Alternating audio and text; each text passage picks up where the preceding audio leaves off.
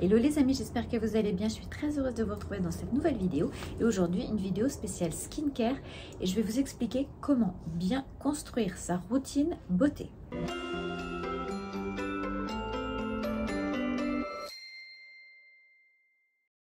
Mais avant toute chose, n'hésitez pas à venir me retrouver sur mon compte Instagram, Karine Grandval. Je partage tous les jours des looks, des tips beauté. Il y a beaucoup de réels sur les routines beauté selon les problématiques, les produits que j'adore. Il y a des jeux concours, il y a des codes promo. Voilà, il y a plein de choses. Et j'ai créé d'ailleurs un canal de diffusion sur lequel je vous donne des infos en avant-première, comme des liens sur des vêtements ou des codes secrets pour des jeux concours. Voilà, bref, venez me retrouver sur Karine Grandval.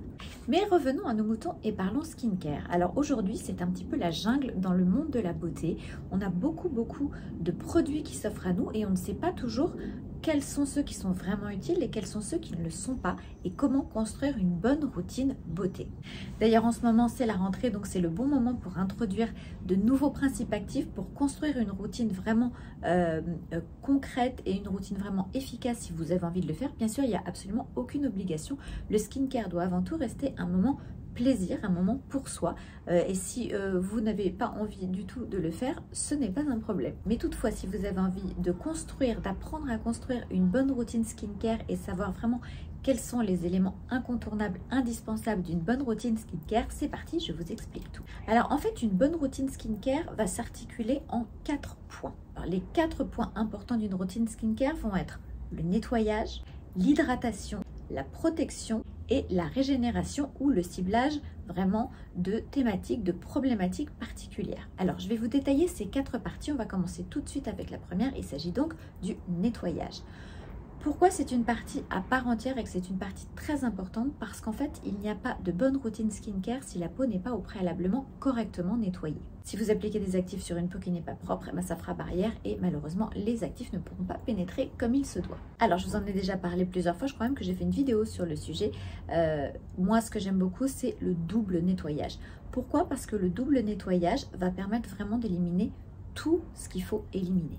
Donc comment ça se passe ce double nettoyage? Vous avez une première phase où vous allez vous démaquiller, vous nettoyer le visage avec une formule huileuse, grasse, comme par exemple une huile démaquillante, un baume démaquillant, une émulsion démaquillante, un beurre démaquillant. Et ça va permettre de dissoudre tout ce qui est liposoluble et qui se trouve à la surface de votre peau. Je pense notamment au filtre solaire, je pense au maquillage, je pense aux résidus de produits un peu gras que vous avez pu appliquer sur votre peau, au sébum. Donc très important cette première étape de nettoyage avec un corps gras. Alors il ne s'agit pas d'utiliser n'importe quelle huile. Vous n'allez pas utiliser votre huile d'olive ou votre huile de tournesol que vous avez dans la cuisine, ou pas non plus une huile hydratante ou une huile avec laquelle vous scellez votre maquillage. Il faut une huile qui soit vraiment, un produit qui soit vraiment dédié au démaquillage. Pourquoi? Parce que sinon ça va laisser un film gras sur votre peau, alors que les produits gras, les produits huileux dédiés au démaquillage, eux vont vraiment se rincer sans laisser de film gras. Ils vont se transformer en émulsion sur la peau une fois que vous le mélangez avec un petit peu d'eau et ça partira très bien. Sinon vous allez vous retrouver avec un visage tout huileux qui colle. C'est pas du tout le but. D'ailleurs je vous partagerai sur Instagram mes huiles démaquillantes préférées, mais voilà, que ce soit en huile, en baume, en beurre, en ce que vous voulez, il faut que ce soit un produit dédié au démaquillage. Donc ça, c'était la première étape du double démaquillage.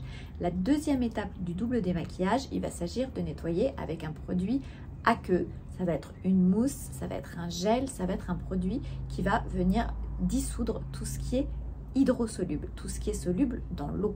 Il s'agit notamment de la sueur, de la pollution, voilà, toutes ces choses-là qui vont être très importantes parce qu'on ne peut pas les garder à la surface de la peau, ça va encrasser votre peau. Donc là, vous avez plein de formules, il faut vraiment choisir un nettoyant sans savon, c'est très important parce que comme ça n'agressera pas votre peau, ça n'agressera pas votre barrière cutanée.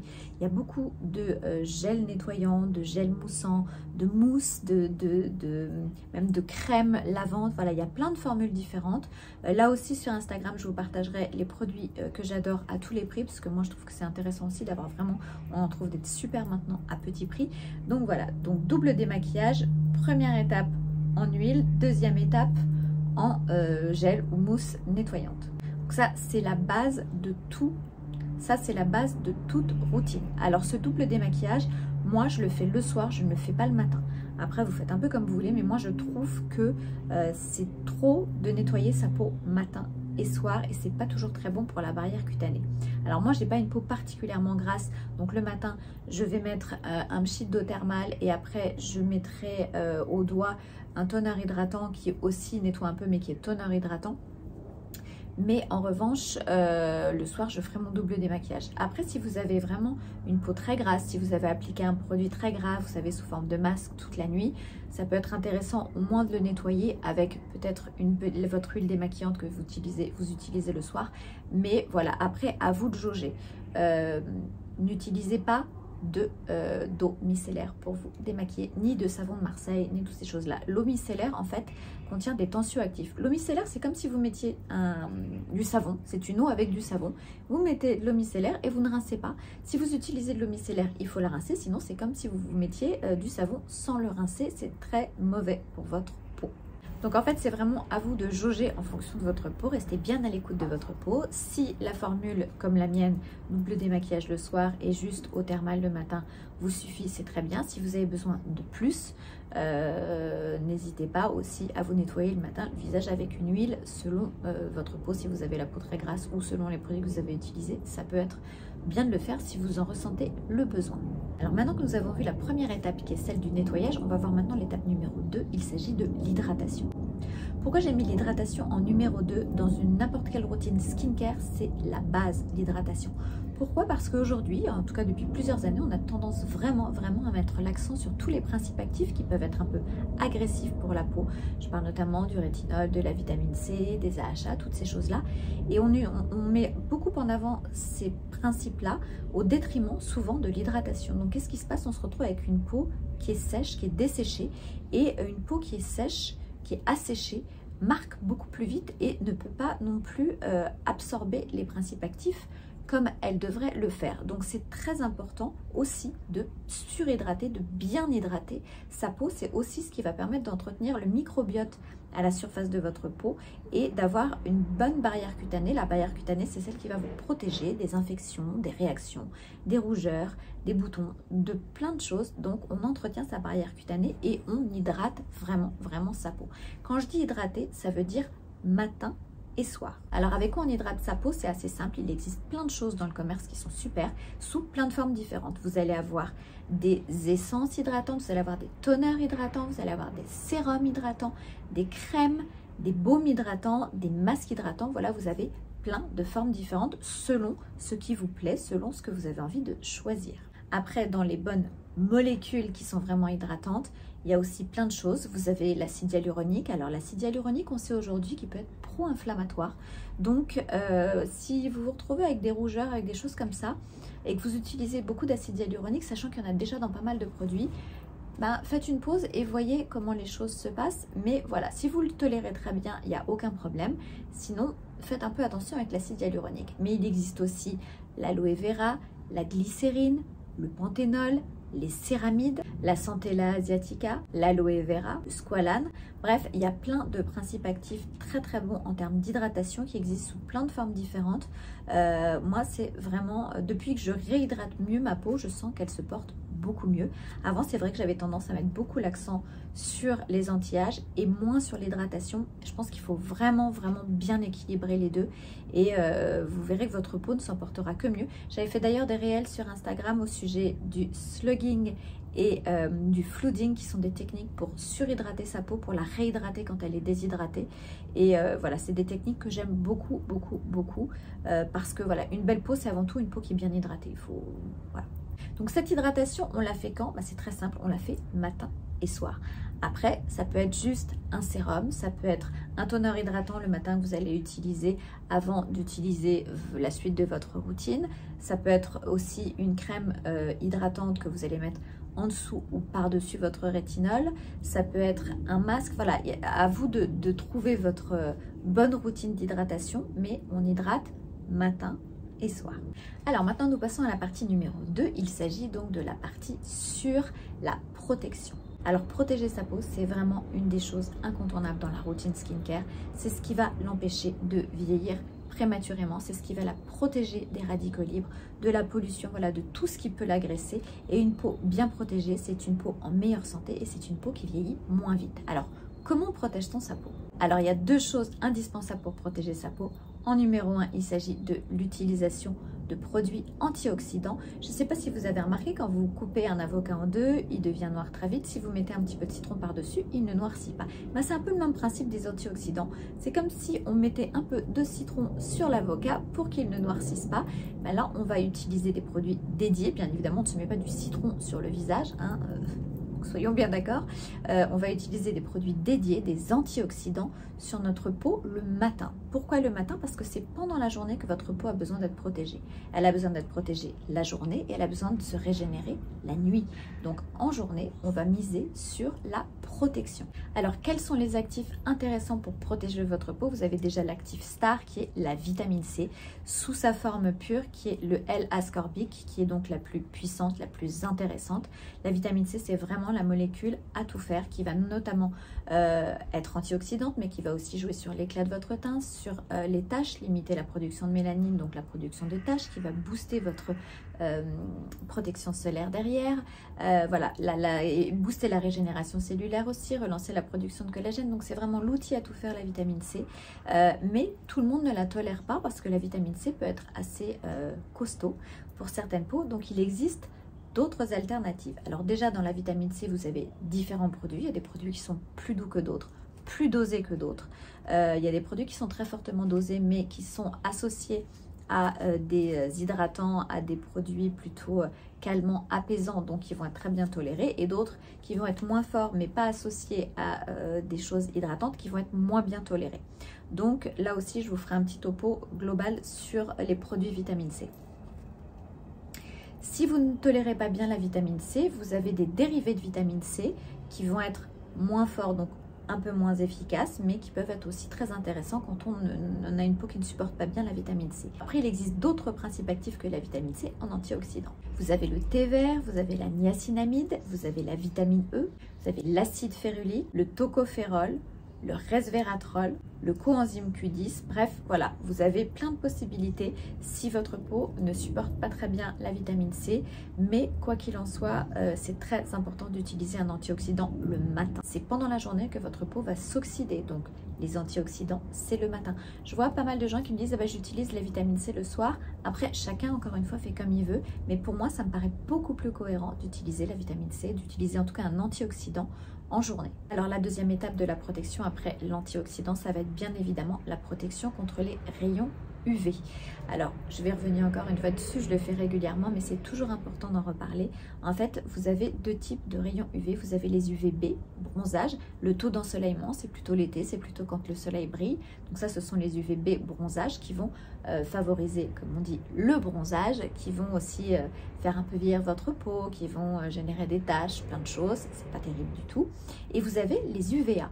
Les UVA qui vont venir endommager votre ADN, qui vont grignoter votre collagène, donc faire vieillir votre peau beaucoup plus rapidement, voilà, qui vont avoir tout un tas d'effets délétères. Donc il est très important de se protéger des UVA. Pourquoi?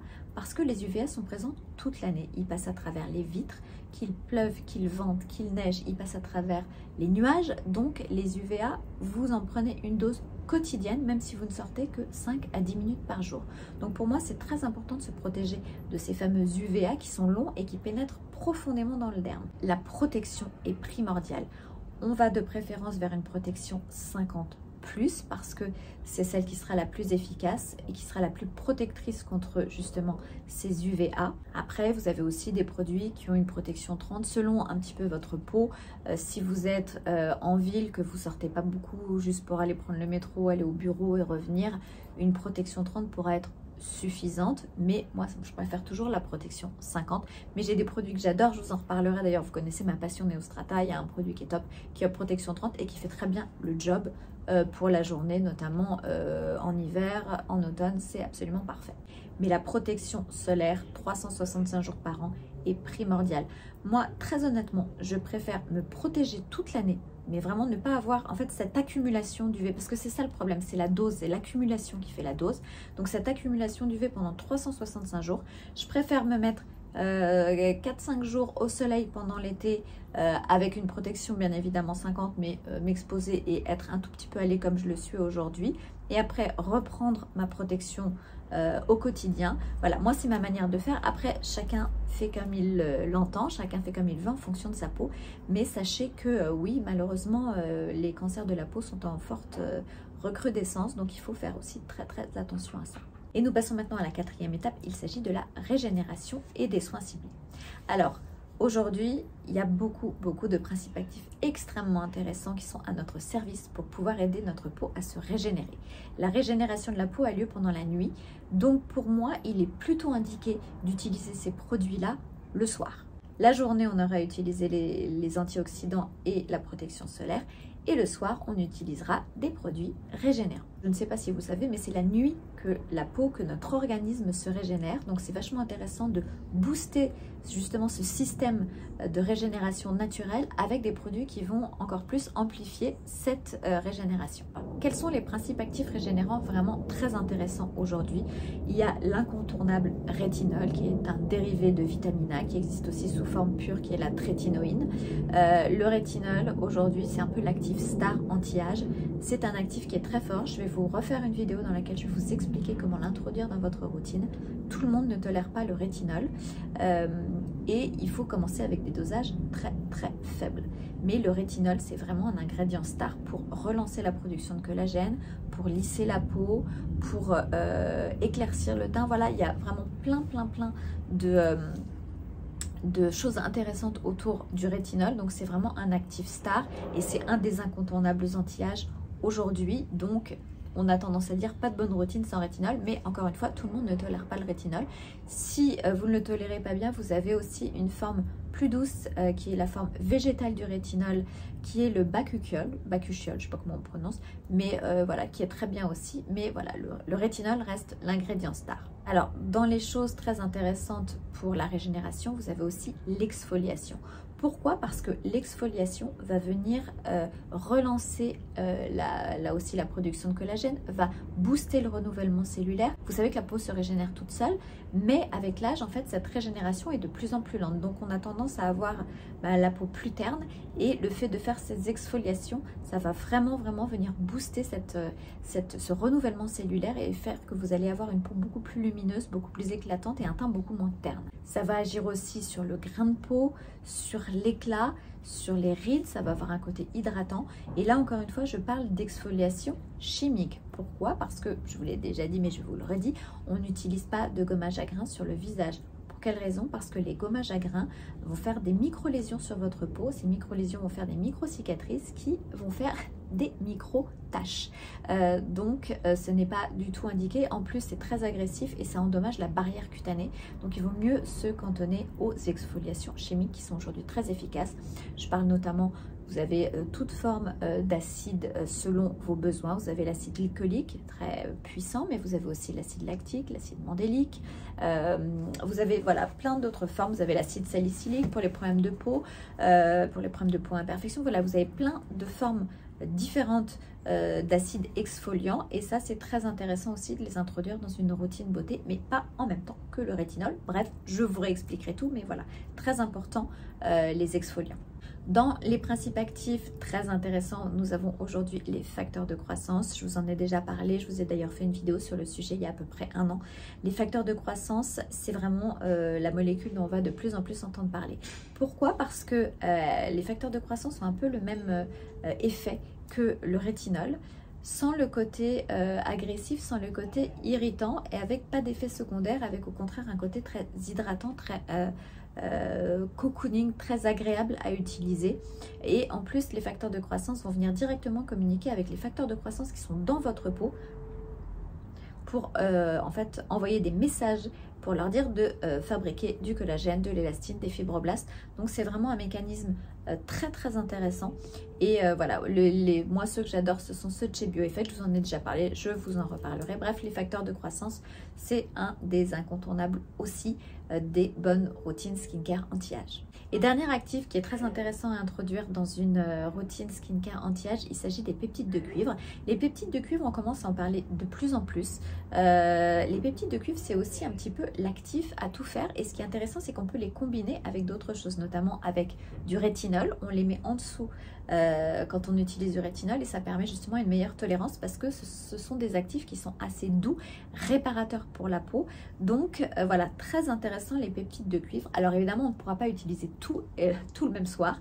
Donc je vous expliquerai comment, dans quel ordre on va construire cette routine dans une prochaine vidéo. Sinon là, on est encore là demain. Alors une fois qu'on a parlé de ces principes actifs ciblés anti-âge, dans une bonne routine, si vous avez des problématiques particulières, ça va aussi être intéressant d'avoir les bons produits qui vont traiter ces problématiques. Je pense notamment aux taches pigmentaires, au mélasma, à la rosacée, aux imperfections, aux peaux acnéiques, aux pores dilatés. Voilà, il y a plein de problématiques différentes qu'on peut avoir les uns les autres et il existe aujourd'hui des produits vraiment ciblés pour chaque problématique. Donc là, ça va être encore quelque chose d'intéressant à ajouter.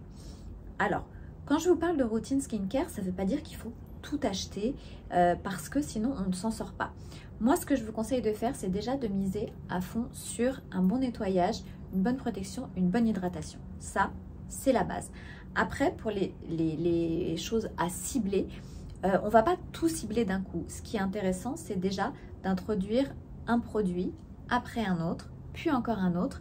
Et puis, en fonction des résultats qu'on peut avoir, on va rajouter telle ou telle chose.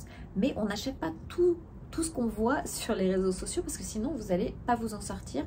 Et en fait, ça ne sert à rien de surmultiplier les actifs parce qu'on ne peut pas tout utiliser. Et qui plus est, les actifs n'ont pas une durée de vie. Les produits, une fois qu'ils sont ouverts, ils n'ont pas une durée de vie de 1000 ans. Donc, il faut les utiliser relativement rapidement. Je pense notamment à la vitamine C qui s'oxyde assez vite. Donc, et le rétinol aussi. Donc voilà, donc on construit sa routine de manière intelligente, on ne surcharge pas ses placards, on cible les bons produits, on cible aussi en fonction des textures qu'on aime. On ne va pas acheter une crème très grasse, très riche si on n'aime que les textures légères et inversement. Si vous aimez les textures légères, misez plutôt sur les essences, sur les toners, sur les sérums. Si vous aimez les choses plus riches, misez plutôt sur des crèmes, sur des baumes, sur des masques, sur ce type de formulation. Donc voilà, posez-vous les bonnes questions avant d'acheter un produit. On ne se précipite pas. D'abord, on fait des recherches, on regarde si ça correspond bien à notre problématique, on regarde un petit peu les prix, on regarde les étiquettes. Très important de regarder les étiquettes, de regarder le dosage en principe actif et on ne se met pas n'importe quoi sur le visage. Et ensuite, voilà, on construit sa routine vraiment en fonction de ses besoins. Mais je voudrais vraiment qu'on lâche prise au sujet du skincare. Je trouve qu'aujourd'hui, ça devient un peu comme l'alimentation, quelque chose de très anxiogène. Moi, je reçois des messages de filles qui me disent « Ah, mais j'ai pas les moyens, je peux pas acheter ça et ça fait trop. » Et voilà, mais c'est pas grave en fait. Il n'y a pas une obligation. Vous n'aurez pas une peau sublime parce que vous avez acheté des facteurs de croissance et vous n'aurez pas une peau pourrie parce que vous n'en avez pas en fait. Il y a plein de choses qui se complètent ou qui se remplacent. Là, je vous ai donné les grandes lignes, mais encore une fois, vous n'êtes pas obligé de tout introduire. Et de toute façon, il y a plein de peaux qui ne tolèrent pas tel ou tel actif. Donc vraiment, restez focus sur votre peau à vous, sur vos problématiques et ne vous éparpillez pas en achetant 1 milliard de produits. Vous allez craquer votre porte-monnaie, ça ne sert à rien. Regardez aussi les prix, on trouve de très bonnes choses dans les marques coréennes, la Korean Beauty. Il y a plein de choses très intéressantes, ils sont très forts. Regardez un petit peu les bonnes marques. Voilà, aujourd'hui, on trouve des choses très intéressantes à tous les prix. On peut se construire une très bonne routine skincare à petit prix. Je vous ferai d'ailleurs une vidéo avec les produits Ordinary dans pas longtemps. Après, voilà, en fonction de son budget, donc on ne s'endette pas pour du skincare. Voilà, le skincare doit rester avant tout un plaisir, doit rester un moment avec soi où on se connecte à soi-même. Moi, c'est vraiment comme ça que je le vois, voilà, de masser sa peau. Voilà, c'est un moment de soi avec soi. Et peu importe les moyens que vous avez, on trouve toujours des bons produits qui vont être très bons pour votre peau. Donc, ne vous stressez pas pour ce genre de choses. Soyons cool. Il ne faut pas que ce soit anxiogène. Voilà, il faut vraiment que ce soit que du plaisir, que du bonus. Et s'il y a des soirs où vous êtes crevé, vous n'avez pas envie de faire votre routine, il n'y a pas de souci. En revanche, il faut toujours se faire le petit nettoyage de peau. Ça, c'est obligatoire. Et après, si vous avez envie de mettre juste une crème hydratante, ça va très bien aussi. Voilà, on ne se prend pas la tête. Mais vraiment, vraiment, vraiment pas. Alors, j'espère que cette vidéo vous a plu. Je vous retrouve au plus vite pour vous expliquer comment on introduit chaque principe actif et aussi avec quoi on peut l'associer et avec quoi il ne faut surtout pas l'associer. Je vais vous donner aussi sur Instagram des exemples de routines avec des vrais produits pour que vous voyez comment on peut construire quelque chose, des routines élaborées, puis des routines à plus petit prix. Donc voilà, venez me retrouver sur Instagram, il y aura pas mal de contenu sur le sujet. Quant à moi, j'ai hâte de vous retrouver très bientôt dans une prochaine vidéo. D'ici là, prenez bien soin de vous. N'oubliez pas de vous abonner si ce n'est pas encore fait, de liker, de partager, de commenter. Vous savez, je vous fais des gros bisous et je vous dis à très vite. Ciao, ciao.